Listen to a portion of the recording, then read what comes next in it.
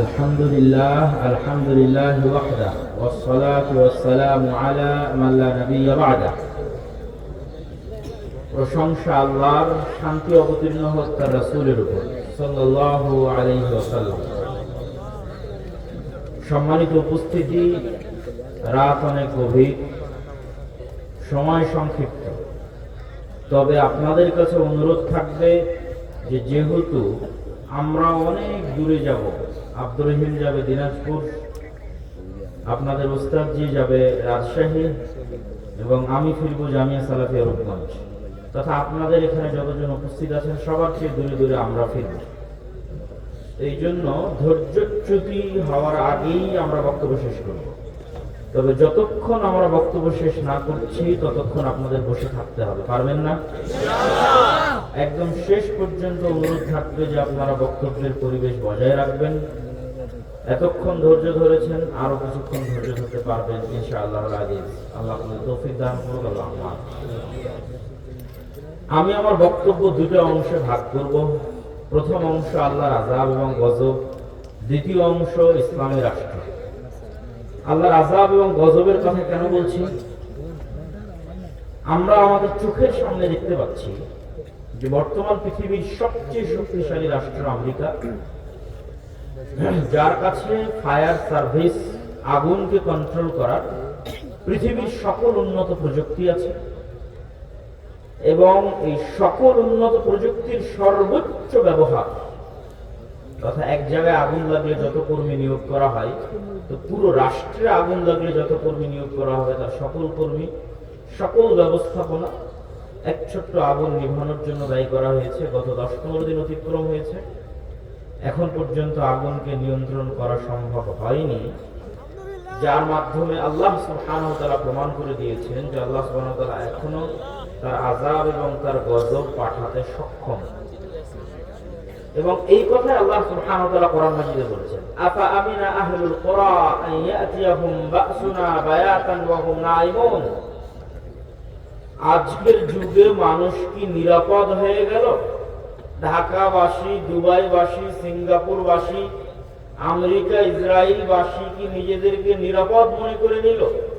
যে অত্যাধুনিক প্রযুক্তির যুগে যখন জানা যায় কখন বৃষ্টি হবে, যখন জানা যায় কোথায় ঝড় তৈরি হচ্ছে, কত কিলোমিটার বেগে কোন দিক দিয়ে সেই ঝড়টা অতিক্রম করবে, যখন ফায়ার সার্ভিস থেকে শুরু করে সকল দুর্যোগ মোকাবেলা করার মানুষ নিজের কাছে সরঞ্জামাদি অত্যাধুনিক ব্যবস্থাপনা তৈরি করে নিয়েছে, তার দ্বারা কি মানুষ মনে করে নিয়েছে যে আল্লাহর আযাব আর গজব আর আসবে না? এমতো অবস্থায় যে মানুষ রাতে ঘুমন্ত, এমতো অবস্থায় যে মানুষ দুপুরের পর বিশ্রাম করছে, এমতো অবস্থায় যে মানুষ দিনের বেলা খেলাধুলায় মত্ত আছে, এরকম অবস্থায় আল্লাহর আযাব এবং গজব আসবে না, এটা কি মানুষ নিশ্চিত হয়ে গেছে?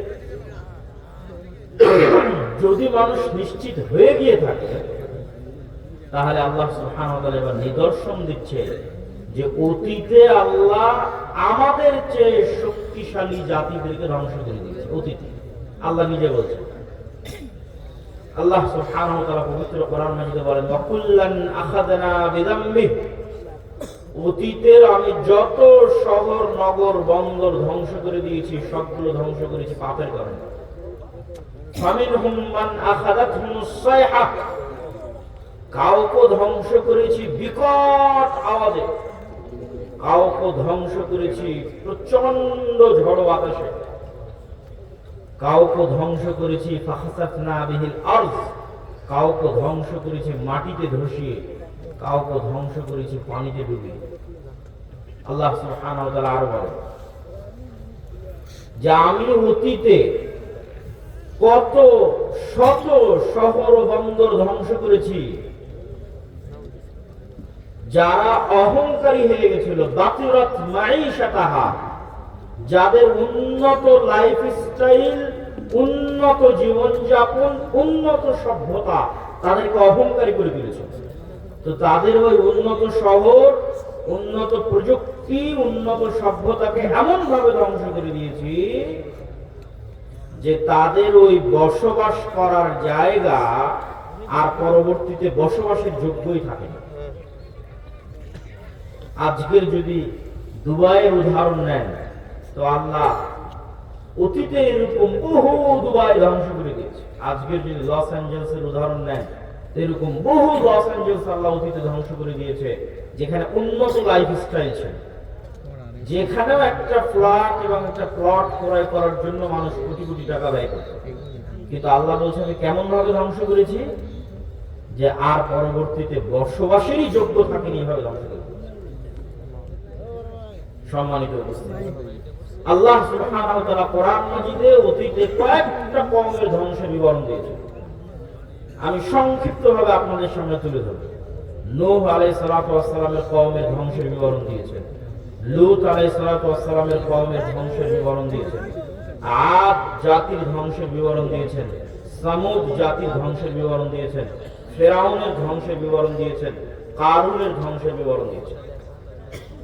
নূহ আলাইহিস সালাতু ওয়াস সালামকে আল্লাহ সুবহানাহু ওয়া তাআলা তার কওমের নিকটে পাঠিয়েছিলেন তাওহীদের দাওয়াত নিয়ে, আর তিনি দাওয়াতি কাজ করেছেন 50 বছর কম 1000 বছর, আলফা সানাহ ইল্লা 50।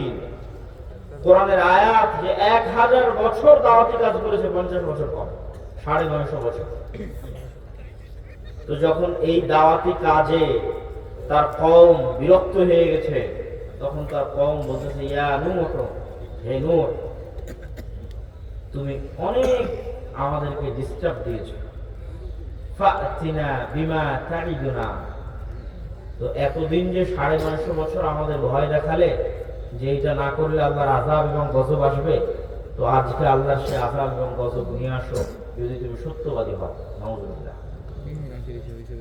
তারপরে যখন আল্লাহ সুবহানাহু ওয়া তাআলার আদেশ চলে আসলো ওয়াফারাতান নূর, এবং নূহ আলাইহিস সালাতু ওয়াস সালামের বাড়ির চুলা থেকে পানি বের হওয়া শুরু হলো, তখন আল্লাহ নূহ আলাইহিস সালাতু ওয়াস সালামকে বললেন যে প্রত্যেক জাতি প্রজাতি থেকে এক জোড়া করে উঠিয়ে নিতে তার নৌকাতে। আর কাদেরকে উঠিয়ে নিতে? ওয়ামা আমানা, আর যারা ঈমান আনয়ন করেছে কিন্তু ঈমান আনয়ন করেনি তার সাথে, ওয়ামা আমানা মাআহু ইল্লা কালিল, তার সাথে ঈমান আনয়ন করেছে অতি অল্প সংখ্যক মানুষ। তখন নূহ আলাইহিস সালাতু ওয়াস সালাম তার সন্তানকে বললেন ইয়া বুনাইয়া আরকাব মা'ানা ওয়ালা তাকুম মা'আল কাফিরিন, হে আমার বৎস, নৌকায় উঠে যাও, কাফেরদের সঙ্গী হয়েও না। তখন তার সন্তান উত্তরে বলছে আমি পৃথিবীর সবচেয়ে উঁচু পাহাড়ে আশ্রয় নিব। ইয়া আসিমুনি মিনাল মা, যে উঁচু পাহাড় তোমার আল্লাহর গজবের এই পানি থেকে আমাকে আশ্রয় দিবে। নূহ আলাইহিস সালাম বলছেন লা আসিমাল ইয়াউম, আজকে আল্লাহর এই আযাব ও গজবের পানি থেকে কেউ আশ্রয় নিতে পারবে না। যদি হিমালয় পাহাড়ের চূড়ায় গিয়ে আশ্রয় নেয়, তো হিমালয় পাহাড় তো আল্লাহ সুবহানাহু ওয়া তাআলা পানিতে ডুবিয়ে ছাড়বে, এবং তাই ঘটিয়েছেন আল্লাহ সুবহানাহু ওয়া তাআলা। পানি বাড়তে বাড়তে এমন পর্যায়ে পানি পৌঁছে গেল যে নিচে শুধু পানি, উপরে আসমান, আর কিছু নাই, সব ধ্বংস হয়ে গেছে পৃথিবীতে। তখন আল্লাহ সুবহানাহু ওয়া তাআলা মাটিকে বলছেন ইয়া আরযু বিলঈ, হে মাটি পানি শুষে নাও, আর হে আসমান ক্ষান্ত হও। এবং ধীরে ধীরে পানি কমে গেল, এবং নূহ আলাইহিস সালাতু ওয়াস সালামের নৌকা জুদি নামক পাহাড়ে অবতরণ করল। তো নূহ আলাইহিস সালাতু ওয়াস সালামের কওমের ধ্বংসের বিবরণ তাওরাতে আছে, ইনজিলে আছে, কোরআনে আছে। তো নূহ আলাইহিস সালাতু ওয়াস সালামকে যে ভয়াবহ বন্যা দিয়ে আল্লাহ ধ্বংস করেছেন, আজকের লস অ্যাঞ্জেলসের আগুন তার তুলনায় কিছুই না। তারপরে যদি আসে লূত আলাইহিস সালাতু ওয়াস সালামের কথা, লূত আলাইহিস সালাতু ওয়াস সালামের কওম পৃথিবীতে এমন নিকৃষ্ট গুনাহ করেছিল যা অতীতে পৃথিবীতে আর কেউ কোনোদিন করে। আর ওই ভয়ঙ্কর ভয়াবহ গুনাহ থেকে বাঁচানোর জন্য লূত আলাইহিস সালাতু ওয়াস সালাম তার কওমের মাঝে দাওয়াতি কাজ করতেন। তার কওমের উত্তর কি ছিল? তার কওমের উত্তর এটা ছিল যে তুমি যখন এতই পবিত্র, তা আমাদের সাথে থাকার দরকার নেই, আমরা সব অপবিত্র, তুমি পবিত্র, তুমি আমাদের এলাকা ছেড়ে চলে যাও। এবং যখন তারা লূত আলাইহিস সালাতু ওয়াস সালামকে এইভাবে তাকে উত্তর দিল, তখন আল্লাহ ফেরেশতা পাঠালেন। ফেরেশতা ইব্রাহিম আলাইহিস সালাম হয়ে লূত আলাইহিস সালাতু ওয়াস সালামের নিকটে গেল, সুন্দর সুদর্শন কিশোর এবং যুবকের আকৃতিতে।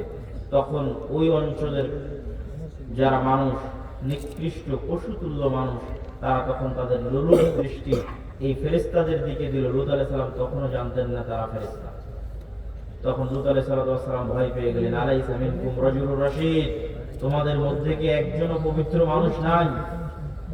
এবং তিনি আফসোস করে বললেন যে আমি আশ্রয় গ্রহণ করছি ইলা রুকনিন শাদীদ, তথা আল্লাহর নিকটে আশ্রয় প্রার্থনা করতেছেন, আল্লাহর আশ্রয় ছাড়া আমার বাঁচার জায়গা নাই। আজকে তোমরা আমার মেহমানদের সামনে আমার মেহমানকে তোমরা অপমান করবা। তখন এবার মেহমানের উত্তর দিয়ে বলছে, ইন্না রাসূল রাব্বিক। লূত আলাইহিস সালাম ভয় পাওয়ার কিছু নাই, আমরা আল্লাহর পক্ষ থেকে পাঠানো ফেরেশতা। আপনি এক্ষুনি এই মুহূর্তে এই শহর ত্যাগ করেন, ওয়ালা ইয়ালতাফিত, পিছনে ফিরে তাকাবেন না। তাদের লাস্ট টার্গেট হচ্ছে মাউইদুহুমুস সুবহ, সকাল, সকালে ধ্বংস হয়ে যাবে। আলাইসা সুবহু করিব, সকাল কি অতি নিকটে নয়? সকাল হওয়ার আগে শহর ত্যাগ করেন, পিছনে ফিরে তাকাবেন না, স্ত্রীকে সাথে নেবেন না, সেও তাদের অন্তর্ভুক্ত হবে, আযাবের অন্তর্ভুক্ত হবে। এবার আল্লাহ বলছে যে আলনা আলিয়াহা সাফিলাহা, ওই শহরকে আমি কি করলাম জানো? ওই শহরকে এইভাবে উল্টিয়ে দিলাম, তার উপর অংশ করে দিলাম নিচে, নিচের অংশ করে দিলাম উপরে। ওয়া আরসালনা আলাইহিম হিজারাতাম মিন সিজিল, আর তাদের উপর পাঠাতে থাকলাম আসমান থেকে আগুনের পাথর বৃষ্টি। আগুনের পাথর বৃষ্টি আসমান থেকে পাঠাতে থাকলাম, শহরকে উল্টিয়ে দিলাম। তো এই যে ভয়ঙ্কর ভয়াবহ গজব আল্লাহ নাযিল করলেন, তার তুলনায় এই লস এঞ্জেলসের আগুন কিছুই নয়। এবার 3 আদ জাতি, আর আমি আদ জাতির নিকটে পাঠিয়েছি আখাহুম হুদ, তাদের ভাই হুদকে। আমি আদ জাতির নিকটে পাঠিয়েছি হুদ আলাইহিস সালাতু ওয়াস সালামকে। আর এই প্রত্যেক নবীর দাওয়াত কমন ছিল, ইয়া কওমি ইবুদুল্লাহ, হে আমার কওম আল্লাহর ইবাদত করো, আল্লাহ ব্যতীত ইবাদতের যোগ্য কেউ নাই। তো আদ জাতি কি উত্তর দিল? আদ জাতিকেও হুদ আলাইহিস সালাতু ওয়াস সালাম বলেছিলেন আল্লাহর ইবাদত না করলে আল্লাহর গজব আসে। তখন আদ জাতি উত্তরে বলেছিল, মান আশাদ্দু মিন্না কুওয়া, হুদ তুমি আমাদেরকে আল্লাহর আযাবের গজবের ভয় দেখাও? তুমি বলো তো এই পৃথিবীতে আমাদের চেয়ে কেউ শক্তিশালী আছে? আমাদের চাইতে এই পৃথিবীতে কেউ কি শক্তিশালী আছে যে তুমি আমাদেরকে গজবের ভয় দেখাও, আযাবের ভয় দেখাও?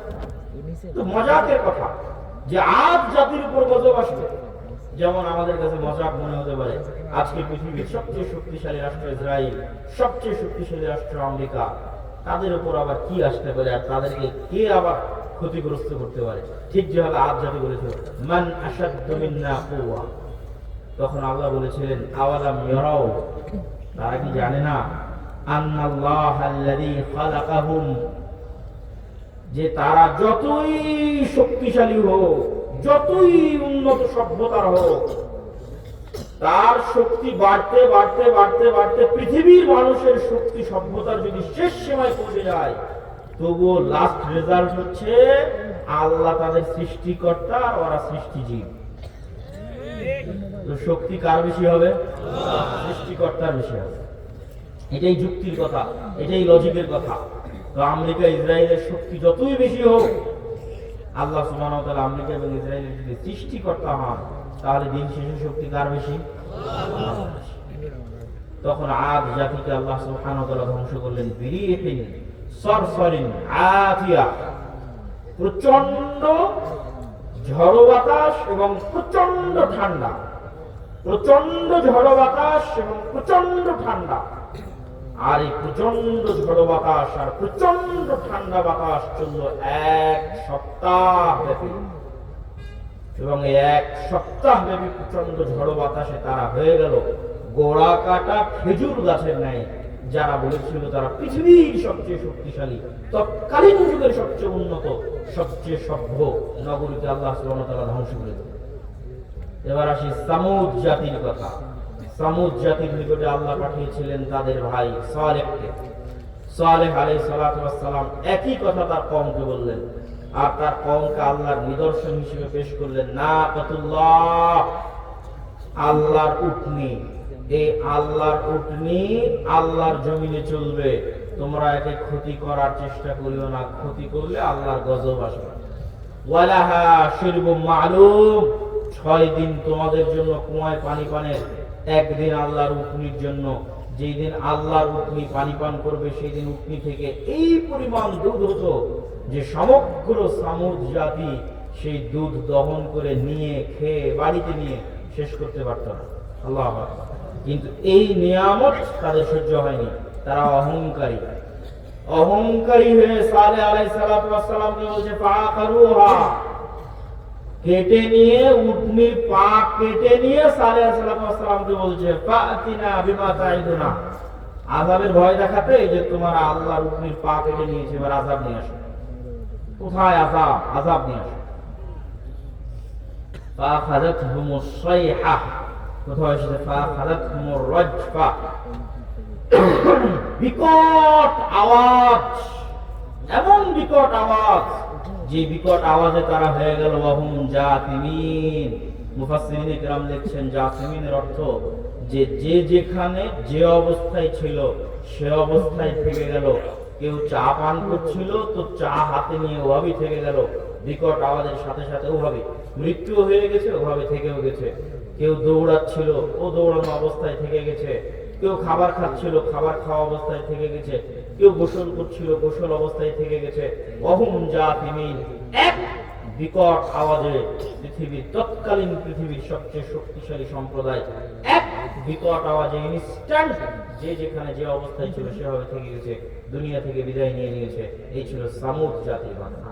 সম্মানিত উপস্থিতি, নূহ আলাইহিস সালাতু ওয়াস সালাম, লূত আলাইহিস সালাতু ওয়াস সালাম, আদ জাতি, সামুদ জাতি, এই চারটা বড় বড় জাতিকে আল্লাহ সুবহানাহু ওয়া তাআলা চারটা ভিন্ন ভিন্ন ধরনের আযাব দিয়ে ধ্বংস করে দিয়েছেন।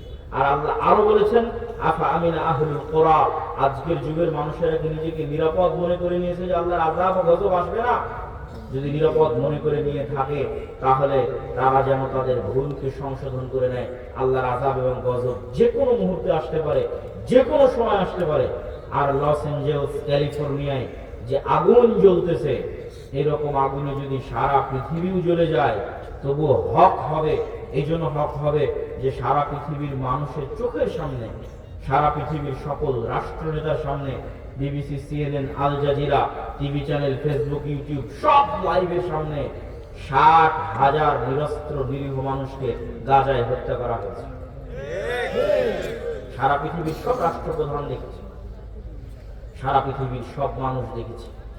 সবার পক্ষে সম্ভব ছিল এই মহা হত্যাযজ্ঞ আটকানোর, কিন্তু তারা এই মহা হত্যাযজ্ঞ আটকাতে যায়নি, আটকানোর চেষ্টা করেনি। তাদেরকে এর জবাব দিতে হবে। এই এক গাজার উপর যে অত্যাচার চালানো হয়েছে, এই অত্যাচারে যদি সমগ্র আমেরিকা, সমগ্র ইউরোপ আর সমগ্র ইসরায়েল জেলে পড়ে যায় তবু আল্লাহ সুবহানাহু ওয়া তাআলার জন্য এটা হক হবে। এবং আল্লাহ এটা বলেছেন, কোরআনই বলেছেন যে আল্লাহ সুবহানাহু ওয়া তাআলা যখন কোনো শহর ও বন্দর ধ্বংস করেন তখন আল্লাহ অত্যাচার করেন না, বরং তারা অত্যাচারী ছিল তাই ধ্বংস করেন। সম্মানিত উপস্থিতি, এটি থেকে আমাদের শিক্ষা নিতে হবে, মুসলমানদের শিক্ষা নিতে হবে যে আমরা যে কোনো মুহূর্তে আল্লাহর আযাব এবং গজবের শিকার হতে পারি। যে অশ্লীলতা, যেই বেহায়াপনায় লূত আলাইহিস সালাতু ওয়াস সালামের কওম ধ্বংস হয়েছিল, ওই বেহায়াপনা, ওই অশ্লীলতাও বাংলাদেশে ঢুকানোর চেষ্টা করতেছে শয়তানের দোসরেরা। এমনও রাজনৈতিক দল বাংলাদেশে আছে যারা তাদের দফার মধ্যে যুক্ত করে দিয়েছে যে তারা রেইনবো নেশন তৈরি করবে, রংধনু জাতি তৈরি করবে। তো নেলসন ম্যান্ডেলা আফ্রিকায় রংধনু জাতি তৈরি করতে গিয়ে এই লূত আলাইহিস সালাতু ওয়াস সালামের কওমের অশ্লীলতাকে প্রমোট দিয়েছিল। আজকের এই ধরনের রাজনৈতিক দলগুলো আবার পদ তৈরি করেছে লিঙ্গ সমতা, লিঙ্গ ন্যায্যতা নামে একটা পদ তৈরি করেছে। নাউজুবিল্লাহ। এর প্রত্যেকটার পিছনের উদ্দেশ্য হচ্ছে ইবলিসের যে স্কিম আছে, শয়তানের যে পদক্ষেপ আছে সেটা বাস্তবায়ন করা। তবে হ্যাঁ, তাদের জন্য অনেক বড় ধাক্কা, এই সমস্ত শয়তানের অনুসারীদের জন্য অনেক বড় ধাক্কা যে তাদের আব্বার দেশে তাদের বিরোধী লোক চলে এসেছে। তার মানে তাদের সবগুলোর আব্বা হচ্ছে আমেরিকা। আর আমেরিকার নতুন প্রেসিডেন্ট ডোনাল্ড ট্রাম্পের প্রথম আদেশ যে পৃথিবীতে তৃতীয় লিঙ্গ বলে কিছু নাই, লিঙ্গ দুটাই, নারী আর পুরুষ।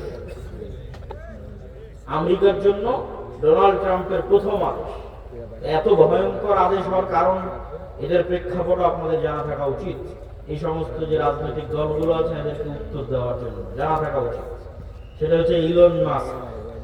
ইলন মাস্কের নিজের সন্তান তার বাপকে বলছে, ইলন মাস্কের নিজের সন্তান তার বাপকে বলছে, আমাকে যদি অপারেশন করে ছেলে থেকে মেয়েতে রূপান্তর না করা হয় আমি আত্মহত্যা করব। নাউজুবিল্লাহ। ইলন মাস্ক ছেলের জীবন বাঁচাতে অপারেশনের অনুমতি দেয় আর দুনিয়ার মানুষকে বলে যে আমার ছেলে মারা গেছে, এবং তখন থেকে সিদ্ধান্ত নেয় যে এই শয়তানের এজেন্ডা আমেরিকায় উৎখাত করে ছাড়বে। এই যে ক্ষোভ, তার যে কষ্ট, যে সন্তান বাপের সামনে যদি এই ধরনের কথা বলে বাপের কি রকমের কষ্ট হতে পারে, এটার নাম দিয়েছে Elon Musk virus, woke virus. ওই রাগে ওই ক্ষোভে টুইটার ক্রয় করে নেয়, আর ওই রাগে ওই ক্ষোভে রাজনীতিতে যোগ দেয় এবং ডোনাল্ড ট্রাম্পের সাথে যুক্ত হয়। এই জন্য ডোনাল্ড ট্রাম্প ক্ষমতায় এসে প্রথম অধ্যাদেশ জারি করেছে, কোন তৃতীয় লিঙ্গ বলে কিছু নাই, হয় নারী আর পুরুষ, এর বাইরে আর কিছু নাই, কোন ট্রান্সজেন্ডার নাই, কিচ্ছু নাই। এখান থেকে আমাদের শিক্ষা নেওয়ার আছে যে আমাদের দেশে যারা অতি সেকুলার হয়ে, অতি উদার হয়ে মুসলিম দেশে রাজনীতি করবে, অথচ রেইনবো ন্যাশনের নামে রাজনীতি করবে, লিঙ্গ সমতার নামে পদ তৈরি করে রাজনীতি করবে, এদের রাজনীতি করার অধিকার বাংলাদেশে নাই।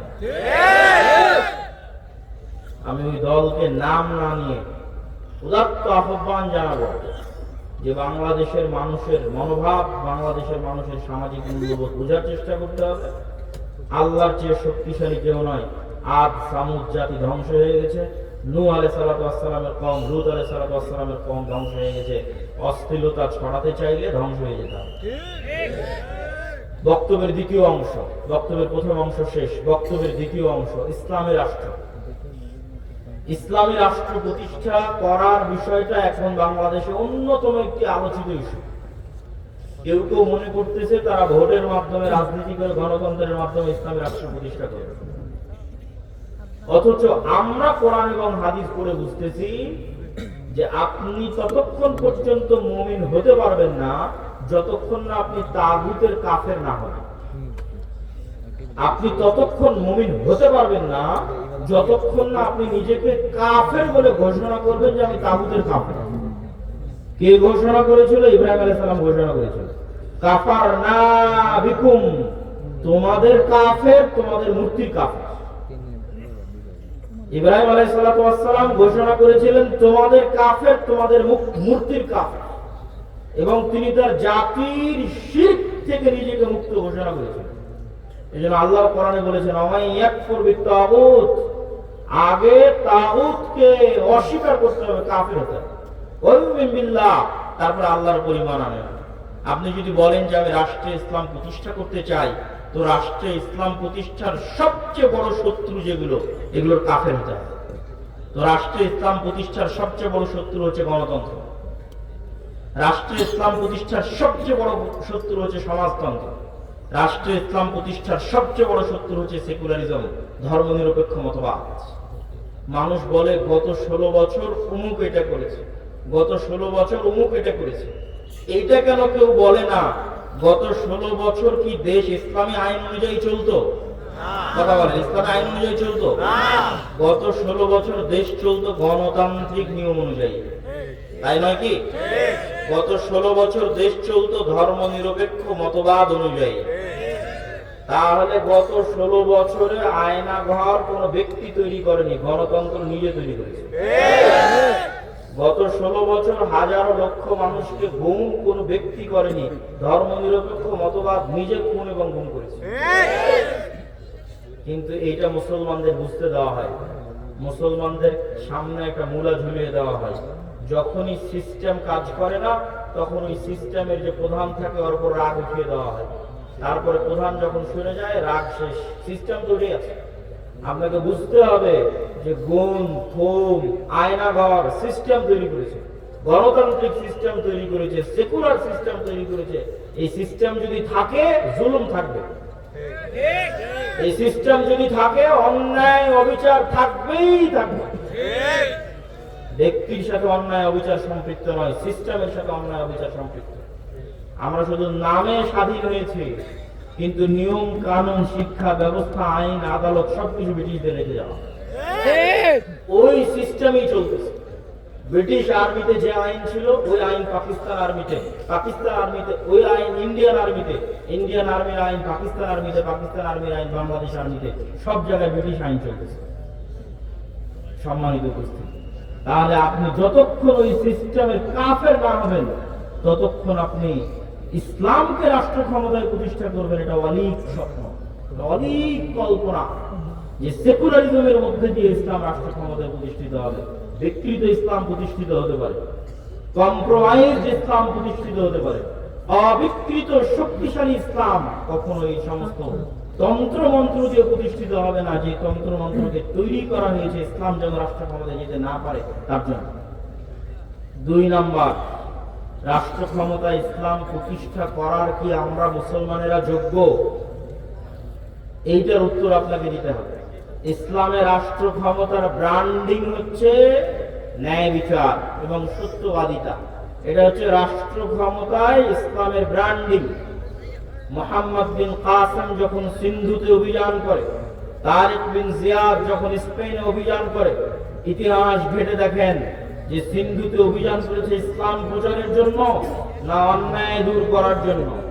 স্পেনে অভিযান করেছে, সিন্ধুতে অভিযান করেছে ইসলাম প্রচারের জন্য না অন্যায় দূর করার জন্য? ইতিহাস ঘেটে দেখবেন যে প্রত্যেকটা আক্রমণাত্মক যুদ্ধ হয়েছে ওই অঞ্চলের অত্যাচারিত মাজলুম মানুষকে মুক্তি দিয়ে তাদের মধ্যে ন্যায় প্রতিষ্ঠা করার জন্য। এমনকি বাংলাদেশে ইখতিয়ারউদ্দিন মোহাম্মদ বিন বখতিয়ার খিলজি থেকে শুরু করে শাহজালাল থেকে শুরু করে যারাই বাংলাদেশে অভিযান পরিচালনা করেছে তাদের প্রত্যেকের উদ্দেশ্য ছিল বাংলাদেশের মানুষকে জুলুম থেকে মুক্তি দেওয়া। এই একই কথা রাসূলুল্লাহ সাল্লাল্লাহু আলাইহি ওয়াসাল্লাম ঈসা আলাইহিস সালাতু ওয়াস সালামের ক্ষেত্রে বলে গেছেন যে ঈসা আলাইহিস সালাম যখন রাষ্ট্রনেতা হবেন তখন হাকামান মুকসিতা, সারা পৃথিবীতে ন্যায় বিচার প্রতিষ্ঠা করবেন। এটা হচ্ছে ইসলামের ব্র্যান্ডিং, যে ইসলাম রাষ্ট্র ক্ষমতায় গেলে ন্যায় বিচার প্রতিষ্ঠা হবে। তাহলে প্রশ্ন হচ্ছে, মুসলমান যদি নিজে ন্যায়পরায়ণ না হয় কিভাবে সে রাষ্ট্র ক্ষমতায় ন্যায় বিচার প্রতিষ্ঠা করবে? আপনাকে আমি আরো উদাহরণ দিয়ে বুঝাই, এখানে আপনারা উপস্থিত আছেন, উদাহরণগুলো বুঝবেন। বাবা মারা গেছে, বোন বাবার সম্পত্তিতে যা সম্পদ পাবে আপনি ন্যায়ের সাথে সেটি বুঝিয়ে দিয়েছেন কিনা? প্রশ্ন। আপনি আপনার আশেপাশের পাড়া প্রতিবেশী সবার দিকে তাকিয়ে দেখেন যে সে ন্যায়ের সাথে বুঝিয়ে দিয়েছে কিনা। একদল পাবেন দেয়নি, একদল পাবেন যদি দিয়ে থাকে তো দামি জমিটা নিজের কাছে রেখেছে, বিলের জমিটা বোনকে দিয়েছে। তাহলে এই যে ব্যক্তি যে সামান্য তার পরিবারে তার বোনের উপর ন্যায় প্রতিষ্ঠা করতে পারলো না, ওই ব্যক্তিকে যদি রাষ্ট্র ক্ষমতা দেওয়া হয় তাহলে গত 16 বছর যা দুর্নীতি হয়েছে তার চেয়ে বেশি দুর্নীতি, গত 16 বছর যা জুলুম হয়েছে তার চেয়ে বেশি জুলুম। ওকে দিয়ে কখনো রাষ্ট্র ক্ষমতা ইসলাম প্রতিষ্ঠিত হবে না, কেননা রাষ্ট্র ক্ষমতা ইসলাম মানে ন্যায় বিচার প্রতিষ্ঠা হবে। তো শুধু দুর্নীতিগ্রস্ত সে কিভাবে ন্যায় বিচার প্রতিষ্ঠা করবে? আপনি সমাজে তাকিয়ে দেখেন যে প্রত্যেকটা সেক্টরে সেক্টরে, এলাকায় এলাকায়, সমাজে সমাজে যৌতুকের ভিত্তিতে বিবাহ হচ্ছে। যৌতুকের ভিত্তিতে বিবাহ অন্যায়, মানুষের প্রতি অন্যায়। আমি এখন ন্যায় এবং অন্যায় বলতে সালাত সিয়ামের অন্যায় বুঝাচ্ছি না, এক মানুষের সাথে আর এক মানুষের প্রতি অন্যায়। তো যে যৌতুকের ভিত্তিতে যেই পরিবার বিবাহ করছে, যৌতুকের ভিত্তিতে যেই বিবাহে পুরো এলাকা, পুরো গ্রাম, কাজী, আলেম, হুজুর, হাজি সব অংশগ্রহণ করতেছে, এই আলেম, এই কাজী, এই হুজুর আর এই বিবাহকারী পাত্র আর এই বিবাহকারী ছেলে পক্ষ, এদেরকে রাষ্ট্র ক্ষমতায় দেওয়া হলে এরা গত 16 বছরের চেয়ে বড় দুর্নীতিবাজ। কেন? সামান্য একটা মেয়ের প্রতি ন্যায় করতে পারছে না, সামান্য তার স্ত্রীর প্রতি ন্যায় করতে পারছে না। এটা কেমনে সম্ভব যে সে রাষ্ট্র ক্ষমতায় বসে 16 কোটি 18 কোটি মানুষের প্রতি ন্যায় করবে? অসম্ভব। তো এই জন্য যদি মুসলমানেরা বলে যে আমাদের রাষ্ট্র ক্ষমতা দরকার, তাহলে মুসলমানদেরকে আগে উন্নত পার্সোনালিটি, উন্নত ব্যক্তিত্ব এবং ন্যায় পরায়ণ যে ব্যক্তিত্ব যা নবীদের ছিল, যা রাসূলদের ছিল, সেই ন্যায় পরায়ণ ব্যক্তিত্ব অর্জন করতে হবে, ন্যায় বিচার প্রতিষ্ঠা করার সক্ষমতা অর্জন করতে হবে। আপনি ইসলামী দলে যান, সংগঠনে যান, মসজিদে যান, মাদ্রাসায় যান, যত বিভেদ বিভক্তি আছে সেখানে যান, প্রত্যেকটা জায়গায় দেখবেন অন্যায় জড়িত। ইসলামী দলের আমির ওই কর্মীকে পদ দিয়েছে যে বেশি চামচামি করে, আজ রাত দিন পরিশ্রম করে চকি বের করে দিচ্ছে। তাহলে সে তার দলে ন্যায় প্রতিষ্ঠা করতে পারেনি, ও রাষ্ট্রে কিভাবে ন্যায় প্রতিষ্ঠা করে? তাহলে জুলম কখনো ইসলামী রাষ্ট্রের মানদণ্ড হতে পারে না, ন্যায় ইসলামী রাষ্ট্রের মানদণ্ড। আর সত্যবাদিতা, আপনি মুসলমানদের কাছে যান, ইউরোপ এবং আমেরিকায় বসবাসরত মুসলমান, অধিকাংশ মুসলমান তাদের কাফের রাষ্ট্রের কাছে, খ্রিস্টান রাষ্ট্রের কাছে মিথ্যা বলে অতিরিক্ত টাকা নিচ্ছে। মুসলমান মিথ্যা বলছে, সে নামাজ পড়ে, বলছে আমি কালেমা পড়ি, আশহাদু আল্লা ইলাহা ইল্লাল্লাহ বলে, আশহাদু আন্না মুহাম্মাদার রাসূলুল্লাহ বলে, কিন্তু সেই মুসলমান মিথ্যা বলছে আর এক কাফেরের কাছে একটু টাকা বেশি নেওয়ার জন্য পুরো জীবনটা মিথ্যার উপর পার করে দিচ্ছে। আপনাদের এই নরসিংদী, নারায়ণগঞ্জ, রূপগঞ্জ অঞ্চলেও যেহেতু কিছুদিন থেকে থাকা হচ্ছে, সেহেতু দেখতেছি নির্বাচনের সময় মানুষ 2 এমপি পদপ্রার্থীর থেকে টাকা নিয়ে বলেছে তাকে ভোট দেবে। তার মানে সে মিথ্যুক। তাহলে একজন মিথ্যুক মানুষ কিভাবে নেতা হবে? একজন মিথ্যুক মানুষ কিভাবে দেশ ও জাতির দায়িত্ব নিবে? অসম্ভব। আজকের যুগের মুসলমানদের ব্যক্তিত্ব মক্কার কাফের মুশরিকদের ব্যক্তিত্বের চাইতে নিম্নমানের। কিভাবে? এখনই আলোচনা শুনবেন আবু তালেব কাফের, আবু তালেব মুশরিক, কিন্তু একটা প্রমাণ দেখান দেখি যে আবু তালেব কোনোদিন মিথ্যা বলেছে? আবু তালেব কোনোদিন তার মুখের ওয়াদা রক্ষা করেনি। মুখের কথা রক্ষা করতে গিয়ে 3 বছর, মুখের কথা রক্ষা করতে গিয়ে 3 বছর ভাতিজার সাথে না খেয়ে জীবন পার করেছে তার নাম আবু তালেব। মানে রক্তে নেতৃত্বের গুণ আছে। রক্তে কিসের গুণ আছে? নেতৃত্বের গুণ আছে। মিথ্যা বলে নেতা হওয়া যায় না, কথা রক্ষা না করে নেতা হওয়া যায়। আবু তালেব নেতা, he is a by born leader, জন্মগত নেতা। জন্মগত নেতা দেখে মুখের কথা দাম রক্ষা করার জন্য ভাতিজার সাথে 3 বছর না খেয়ে জীবন পার করে গেছে। আবু সুফিয়ান নেতা, লিডার, নেতৃত্বের যোগ্যতা আছে, কাফের মুশরিক, কিন্তু ব্যক্তিত্ব আছে। তার চিরন্তন শত্রুর বিরুদ্ধে মিথ্যা বলেনি। হিরাক্লিয়াসের দরবারে দাঁড়িয়ে আপনার একটা রাজনৈতিক দলের নেতাকে জিজ্ঞেস করেন তার বিপরীত রাজনৈতিক দল সম্পর্কে, যা বলবে 16 আনাই মিথ্যা। এই পুরো গণতান্ত্রিক রাজনীতি দাঁড়িয়ে আছে মিথ্যার উপর। পুরো গণতান্ত্রিক সিস্টেম দাঁড়িয়ে আছে মিথ্যার উপর। মিথ্যা না বললে গণতন্ত্র চলে না, মিথ্যা না বললে গণতন্ত্রে নেতা হওয়া যায় না, মিথ্যা এবং দুর্নীতি না করলে গণতন্ত্রে নিজের গদি টিকিয়ে রাখা যায়। গণতন্ত্র সিস্টেমটা এমন যে সিস্টেম আপনাকে মিথ্যা বলতে বাধ্য করে। মিথ্যা বলে আপনি কিসের নেতা হবেন? কিসের রাষ্ট্রে ইসলাম প্রতিষ্ঠা করবেন? অন্যায় করে মিথ্যা বলে রাষ্ট্রে ইসলাম প্রতিষ্ঠা করা সম্ভব নয়।